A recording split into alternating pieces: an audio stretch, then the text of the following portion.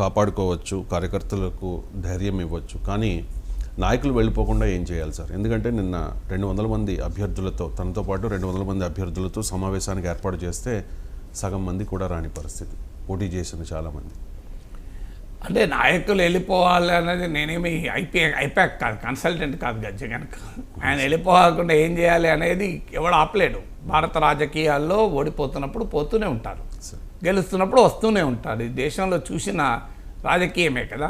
కాంగ్రెస్ నుంచి వెళ్ళిపోయారు, ఇప్పుడు బీఆర్ఎస్లోకి అప్పుడు పోయారు, ఇప్పుడు బీఆర్ఎస్ నుంచి కాంగ్రెస్లోకి వస్తున్నారు. చూస్తున్నాం కదా, ఇవాళ కూడా పేపర్లో వచ్చింది, ఎర్రవల్లి కూడా కాంగ్రెస్ వైపు చూస్తున్నాడు అని.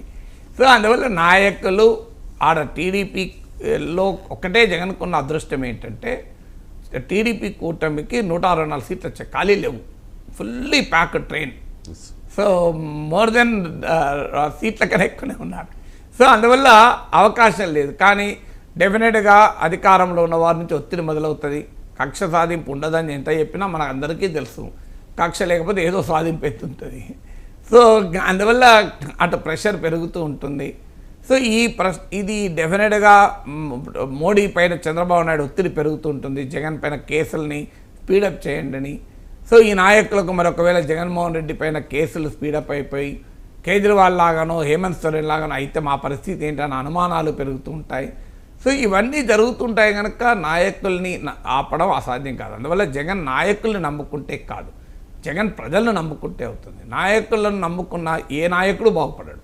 నాయకులు అసహజంగానే జరుగుతుంది. టీడీపీ నుంచైనా అవుతుంది, వైసీపీ నుంచి అయితే కాంగ్రెస్ నుంచైనా అవుతుంది. అందువల్ల సొల్యూషన్ ఏంటంటే ప్రజలను నమ్ముకోవాలి.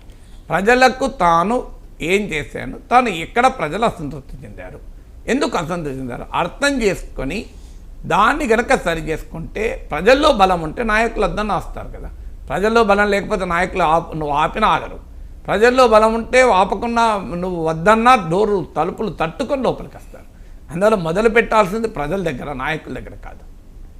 సంఖ్యాబలం తక్కువ కాబట్టి 11 మంది ఎమ్మెల్యేలే ఉన్నాం కాబట్టి అసెంబ్లీలో చేసేదేమీ ఉండకపోవచ్చు, ఇది జగన్ అభిప్రాయం సార్. అంటే 11కి పరిమితం అయితే చేసేదేమి ఉండదా?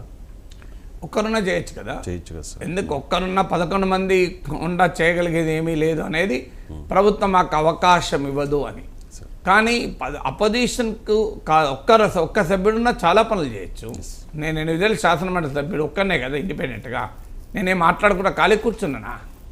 సో మీకు ఉదాహరణ చెప్తాను. హైదరాబాద్ మహానగరానికి ఏ కేటగిరీ రావాలి, అప్పటిదాకా ఎవరు దాని టాపిక్ కూడా తీయలేదు. సో నేను అసెంబ్లీ కౌన్సిల్లో రైజ్ చేసేదాకా కేంద్ర ప్రభుత్వ ఉద్యోగులందరికీ కూడా దానివల్ల 30% హెచ్ఆర్ఏ వచ్చింది. సో మీకు జిహెచ్ఎంసీకి నిధులకు ఉపయోగపడుతుంది.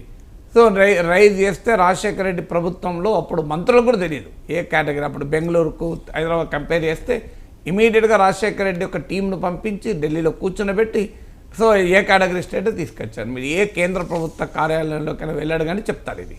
సో ఎలా వచ్చింది?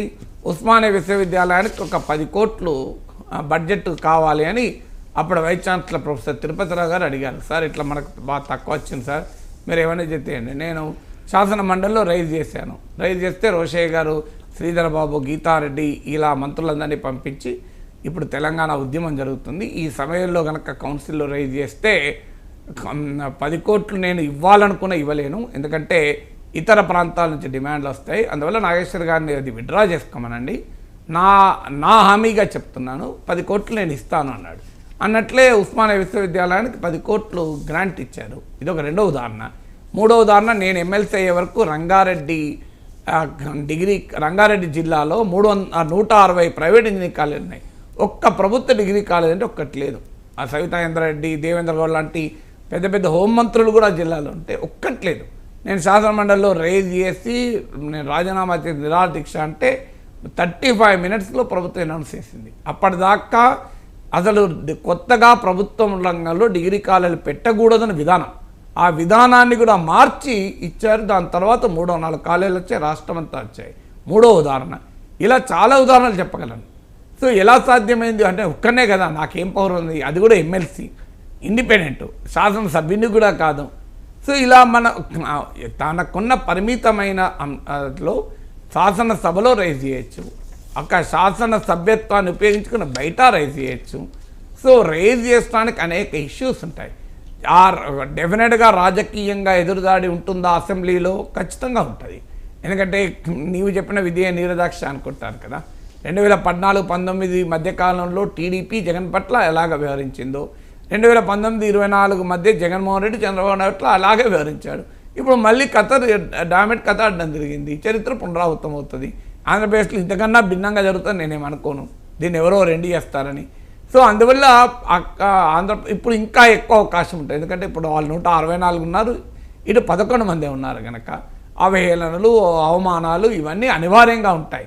మరి అవి గతంలో వీళ్ళు చేశారు, వాళ్ళు చేశారు కదా, ఎవరు తక్కువ తిన్నారు ఇందులో? సో చంద్రబాబు నాయుడు కుటుంబాన్ని, సతీమణి గురించి ప్రస్తావించి కూడా అరాచకంగా మాట్లాడలేదా? సో అందువల్ల ఇది రెండు పార్టీలు చేస్తున్న పనే. అందువల్ల ఇవాళ తప్పనిసరిగా దాన్ని ఎదుర్కోవాల్సి ఉంటుంది. దానికి పరిష్కారం ఒక్కటే, నువ్వు ప్రజల పక్షాన గట్టిగా నిలబడి ప్రజా సమస్యలు లేవనెత్తుతూ ప్రజల ఇష్యూస్ వరకు మాత్రమే పరిమితమైతే ఎలాంటి ఇబ్బంది ఉండదు. సో నిన్ను శత్రువు ఎంత కొట్టినా అది ప్రజలకే తాకుతుంది, నీకు తాకదు కదా. కానీ అసెంబ్లీలో నేను ఏం చేయగలను అనే నిర్వేదాన్ని ప్రదర్శిస్తే ఇంకా ప్రజలు దూరమవుతారు. అంటే జగన్ మాటల్లో నిన్న అంటే ఫలితాలు వచ్చిన తర్వాత అయ్యన్న పాత్రుడు స్పీకర్ పదవి చేపట్టబోతున్న అయ్యన్న పాత్రుడు